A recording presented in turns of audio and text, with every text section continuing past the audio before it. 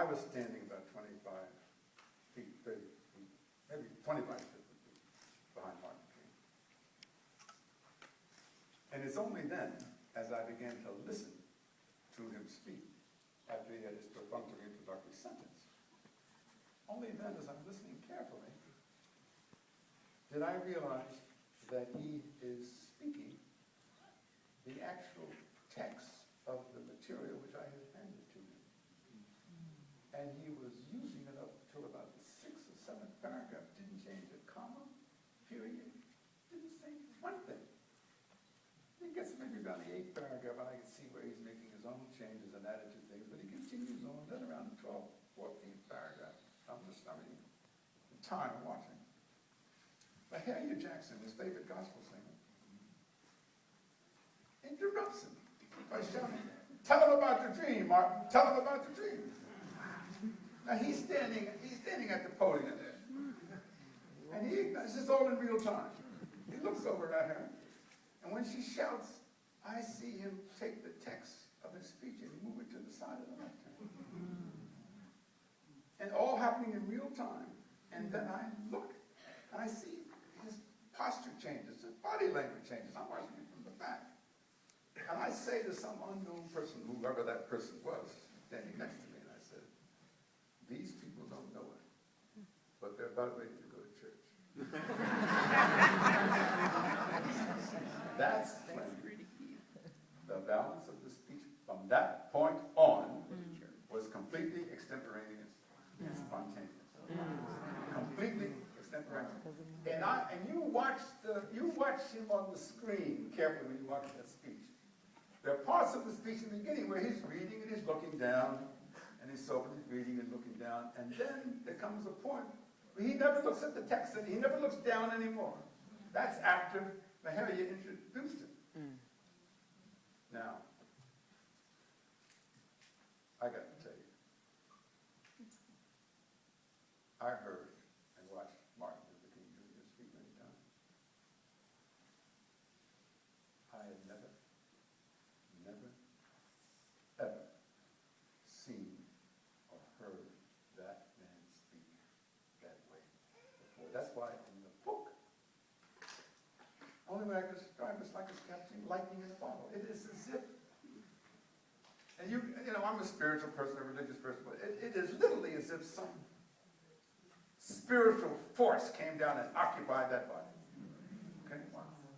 You saw the body of Martin Luther King speaking, but what you saw was something else. There was something else that had taken over that man. It was electrifying. I mean, in fact, the only way I can play it, you know, when the speech was over, and I go up to him, he says, well, Clarence, how did I do?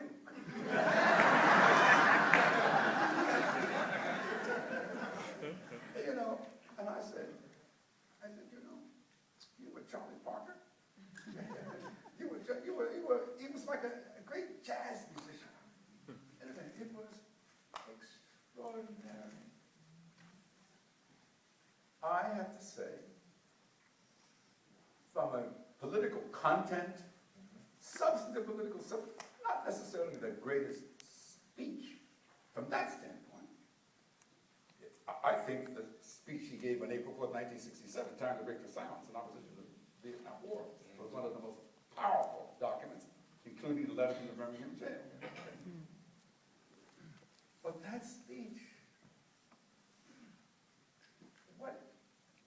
what he did, you have to understand, in April 1968, Birmingham and the country was mesmerized by the brutality, the brutal response of the police forces in Birmingham to people peacefully trying to desegregate. Okay? All over the front page of every newspaper in the country, you saw pictures of water hoses, fire hoses, slamming in boys and girls again. You saw police dogs, but that was also going across all the television networks. And so that when that happened in April, 4 months later, 8th month of August, Dr. King is speaking. And I think that he is trying to articulate, he's trying to capture of where the nation was at that time. It's almost like 50 years later now. Well, let me just say, before we go 50 years later, it's like he was saying,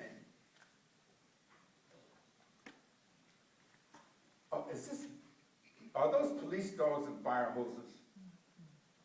Is that really who we are as a nation? Aren't we better than this? Okay. Now, I know we're a limited time, but I just got to say one thing. You know, before Martin Luther King Jr., America was addicted like an alcoholic and drug addict on racial segregation. Had tried unsuccessfully to rid itself of this addiction.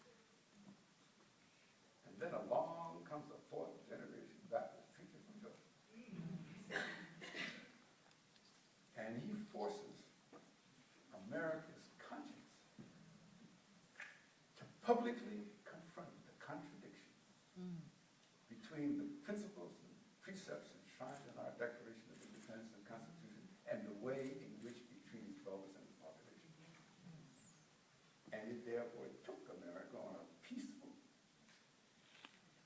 non-violent journey to redeem and reclaim its soul.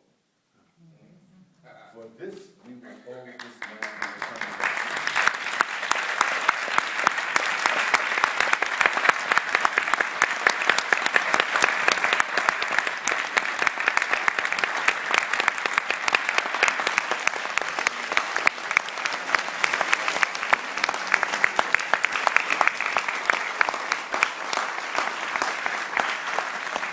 Thank you so much. I know that all of us are in agreement that that was a really riveting discussion. Thanks so much.